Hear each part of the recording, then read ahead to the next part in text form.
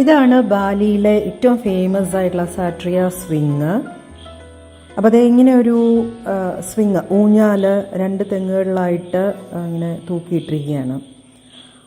അപ്പം നമ്മളിതിങ്ങനെ ആട്ടി, അവർ തന്നെ ആട്ടി ഇങ്ങനെ വിടുവേ. അപ്പോൾ താഴേക്ക് ഇങ്ങനെ കൊക്ക പോലെ ഒരു താഴ്ചയുള്ള സ്ഥലമാണ്.